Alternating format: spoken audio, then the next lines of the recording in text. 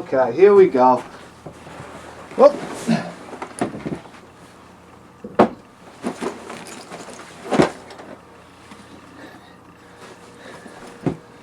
Do you guys really think I wear this helmet into the house? Listen, I just put on the helmet for effect, just to put you guys in the mood and give you an idea of, you know, what we go through over here for the show. Because we did just get off the motorcycle. But here we are, Bithead 1000 here. You just tuned into the greatest video game show to ever kiss the pixels of your computer screen. And here we are back again. And listen, guys, I gotta apologize to you if the show seems kind of repetitive lately, because it is, and I feel that you know, I'm trying to bring you guys the most exciting show possible, and to me, you know, hauling video games from garage sales on a Saturday is just it's the most productive thing I can do for the show. It allows me to bring in the most inventory. And when I say inventory, I mean our inventory for the show. It allows me to I think it makes the show exciting. But let you know if you think it's too repetitive, you know, let me know at the bottom. I'll switch it up. Because after all, it's your show. It's not mine. But as you know, it's Saturday, we go garage sailing. And a little word on garage sales. I mean, you think to yourself, a garage sale, what could be easier, right? But people still manage to screw it up. Let me tell you something. And sometimes I think what I say falls on deaf ears, because I think what I'm about to say now is going to get to the people that need to know this information. So, let me start by giving you a tutorial on how to make a proper garage sale sign. Okay? And you say, well, how hard could that be? Oh, trust me, if you see the signs that I see every day, you'd say to yourself, oh, it must be very difficult to make a garage sale sign, because it's ridiculous. Okay, number one, it has to be on a piece of white foam board, not paper. And if it is on paper, you better use more than 2 staples to staple it to the telephone pole. Use some white foam board and nail it to the telephone pole. Nail it to the telephone pole with roofing nails. Something with a flat head so the sign's not bending. And that's not the most important part. The most important part is there's 3 things you need to have on your sign. Number 1, garage sale, tag sale, yard sale. Number 2, an arrow. And finally, number 3, the date of the garage sale. That's all you need in big letters.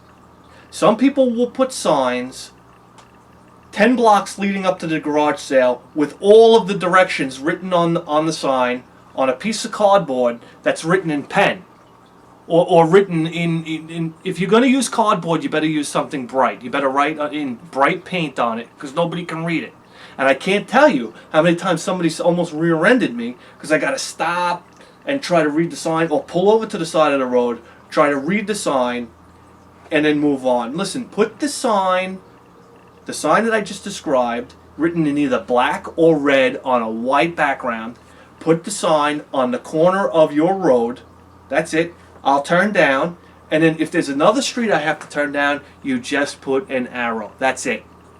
Because we know what we're looking for now. We know we're looking for a garage sale. We know what date the garage sale is. Now all we need is a directional arrow. Oh, if people would do that, I would say out of the 25 garage sales that I went to today, I would say that I missed at least 8 because of poor signs. No exaggeration. I missed at least 8 of them.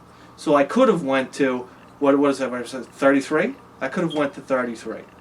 But I only got to 25 because of poor signs. Now, some will argue with you, well, a poor sign means not many people will be there, and then you go and you can really get great stuff. You know what? It's horse hockey. Come on. Okay. So out of the 25 we went to, I feel we hit it at 2. So let's get started. Now, this garage sale was in Deer Park, and when I walked up to it, here's our pack, by the way, pretty full. Not bad, huh? I saw a box on the floor full of Super Nintendo and Genesis games.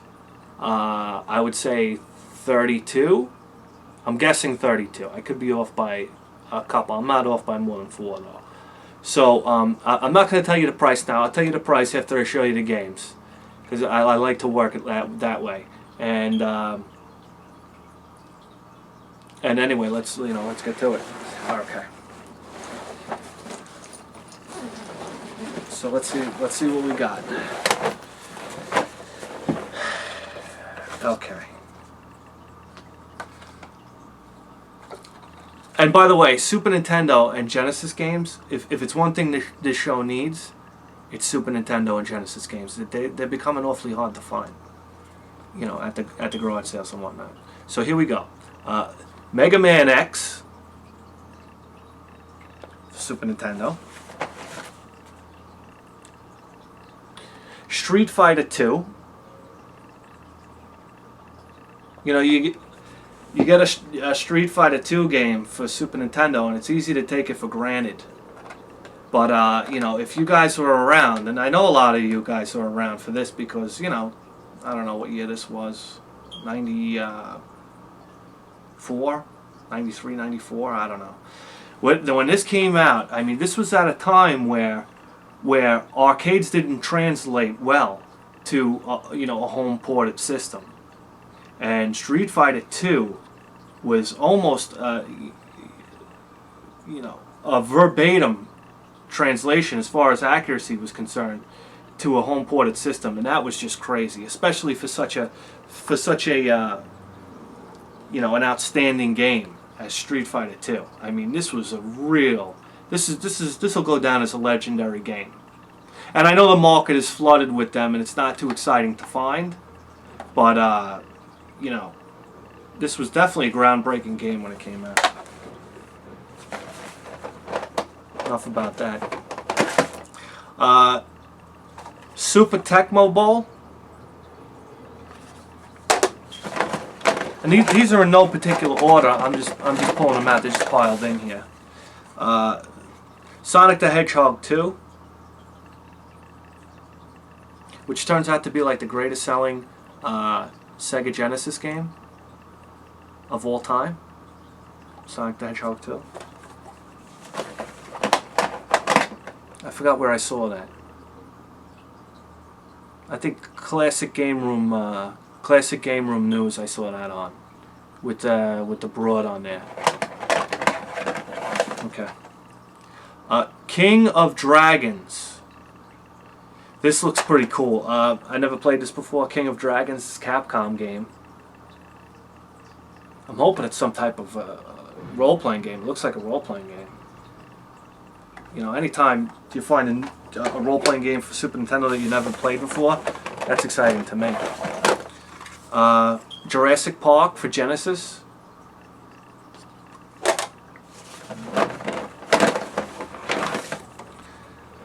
Animaniacs for Genesis. Do I gotta say for Super Nintendo or for Genesis with you guys? I don't think so. I'm gonna stop doing that, so there we go. Super Slam Dunk, which has a really ridiculous label on it from Blockbuster Video. Thank you, Blockbuster Video. Now I'm gonna have to spend about 15 minutes of my life trying to scrape that off. Okay.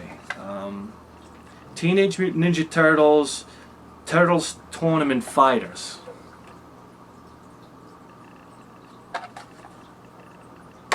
Made by Konami. Okay. Fighters History. I thought thought that was pretty neat, Fighters History. Never played it for Super Nintendo. Another Street Fighter 2.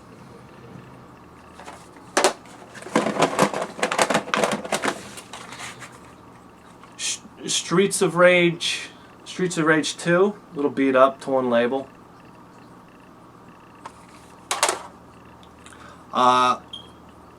World Heroes for Sega Genesis. I never played this for Genesis, but this is what I always thought was a cool fighting game in the arcades. Okay. Extreme G for Nintendo 64.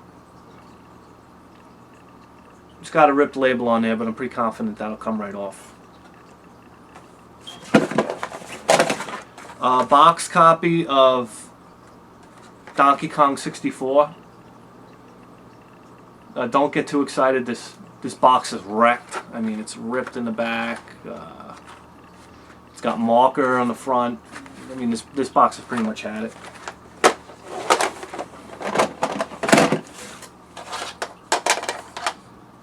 Starfox. Starfox.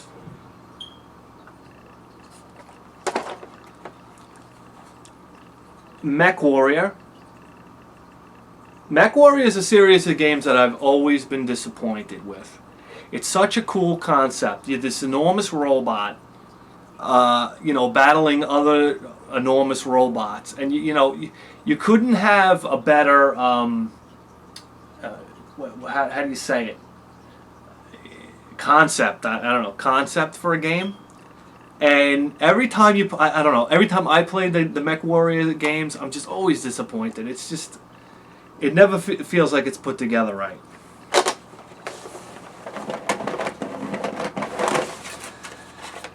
We got Sonic Spinball.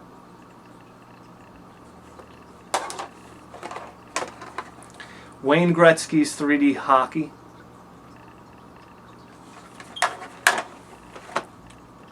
Look at this. Look at this. Shadowrun for Super Nintendo. Now let me tell you, Hammerhead, something. If this is 1/8 the game that Shadowrun is for Sega Genesis, then this is a stupendous game. I've never played it before, but if it is anything like the Genesis version, then, I don't know if you guys watch the past videos, you know how I feel about Shadowrun for the Sega Genesis. I think it's an absolutely astounding game. So, can't wait to try it out for Super Nintendo. Okay. Shinobi 3, Return of the Ninja Master.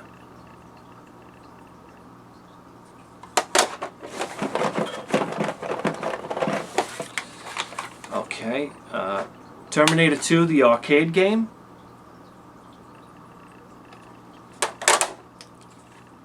NBA Jam. Okay. Bonanza Brothers. All these games have like a white dust on them or something. I don't know if that's showing up on the camera. Let's see here. Okay. Jurassic Park Rampage Edition.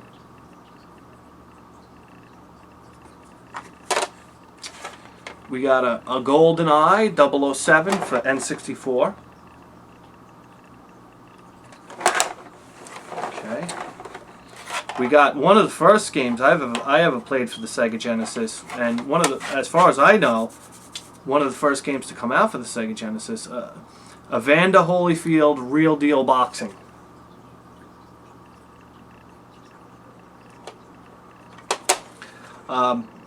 Battle Tanks for N64.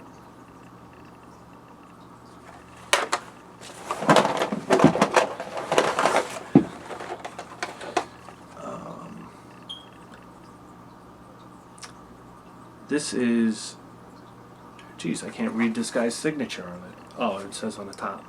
Ken Griffey Jr., Major League Baseball.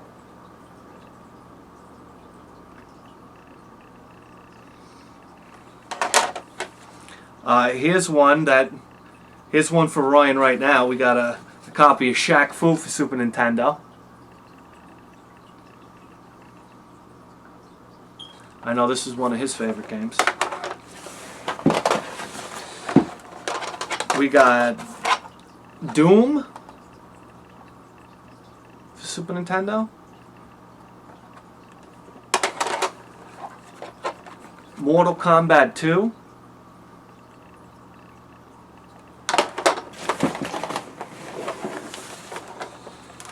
Star Wars Shadows of the Empire for N64.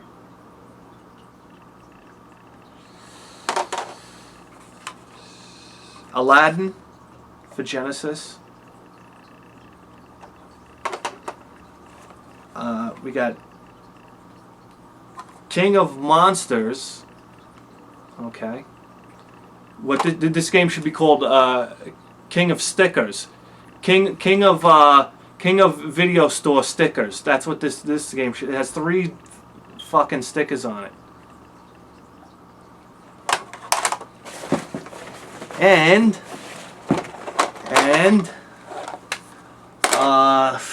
we got this Half-Life Game of the Year Edition. I don't know. This looks like it's for PC. I think that goes over there. So let me put this on the table so you guys can get a little perspective and get an idea what we got. Okay, go N64 here.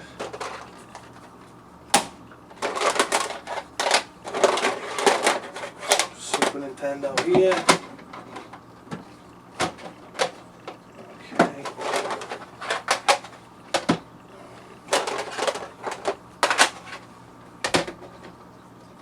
All right.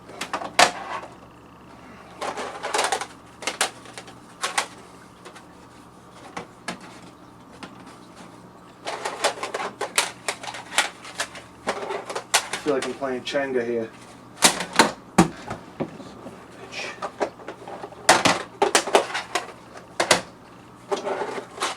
Okay.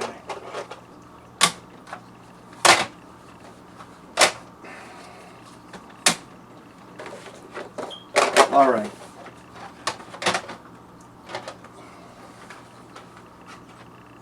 Okay. So that's 1, 2, 3. 1, 2, 3, 4, 5, 6, 7, 8, 9, 10, 11, 12, 13, 14, 15 Super NES games. 1, 2, 3, 4, 5, 6, 7, 8, 9, 10, 11, 12, 13, 14. 14 Genesis games. 1, 2, 3, 4, 5, 6. What's that? 35. That's 35 games. Oh, okay. I sold myself short. So we got 35 games. Nintendo 64, Genesis, and Super Nintendo. They were all in the box, and I said to the woman, you know, how much do you want for the video games? And she said, $1 a piece. And guys, I don't like to brag, okay? Because I enjoy modesty. I don't like when people are boastful. I think modesty is cool, you know? But I don't like to brag, but my bartering abilities are getting better and better. So I pulled out a 20 spot, and I said, would you take 20 for it? And she said, yeah, sure. So I took that box and I emptied that out into the bag, and yeah, we got those 35 games for 20 bucks. So pretty elated about that. Thought that was a decent deal. Okay.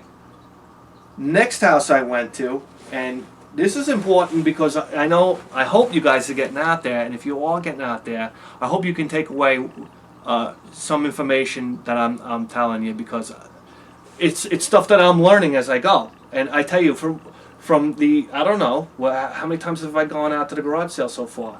No more than 6, 5 or 6 times. So I can't even tell you the amount that I've learned in those 6 outings to the garage sales. It's tremendous amount. And I will tell you this, guys. Ask, ask, ask. If you don't see anything at those garage sales, ask. I was in Brightwaters, which is a pretty incredible part of town. Very ritzy. Right on the bay. I mean, beautiful. Sometimes you wonder why people in this area even need to have a garage sale or want to have a garage sale. I guess just purely to make the space, which is the reason why you want to have a garage sale. So, I didn't see anything out on their very extensive front lawn. So I said, you know, you got any video games around? And the woman said, "Oh, come inside, come inside." So I go inside this house, and they have this enormous back window on the house, and it's overlooking a swimming pool that is kissing the bay. I mean, spectacular. I mean, I walked in this woman's house. It's beautiful layout, whatever. It gives you an idea about you know, how some people live. I don't know about you guys, but I'm just a blue collar guy. I'm very impressed by that. Some people are living a very good life out there. But anyway, who knows if that brings you happiness or not. So she takes me into a bedroom. I don't know whose bedroom it was, and she had an Atari in there. Anyhow, I said, you know, how much do you want for the Atari? $3. So now we have an Atari.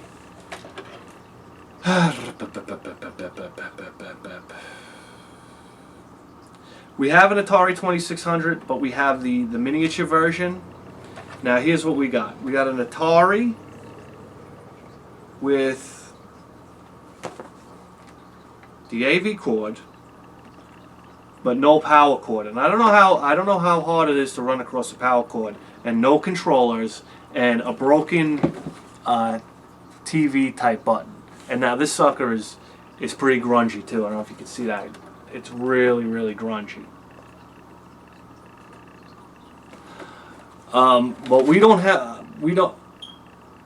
the button that's broken is the TV type color or black and white. I'm just hoping when I turn this thing on that it's stuck in the color mode, or I'm gonna have to, like, I don't know, jam maybe a cotton swab or a toothpick in there, or, you know, we'll figure out how to get the damn thing to work. But I couldn't pass this up for $3. I mean, what I did, you know what she told me $3, and I just started to stick it in my bag to make sure. I was like, if it fits in the bag, I'm going to take it. If it doesn't fit in the bag, screw it, I'll leave it behind. But it fit in the bag, so there we go. Atari 2600, $3. So that's it, guys. There we go. What do we spend? $23 today. Went about 45 miles. We didn't go as far as we did the last 2 weeks. So we went about 45 miles, which breaks down to about, I don't know, we paid about about $3 gas in the motorcycle. So you tack that on, that's about $26 for what you see here today. I don't know, what do you think? Bidhead 1000 here. We'll see you guys next time.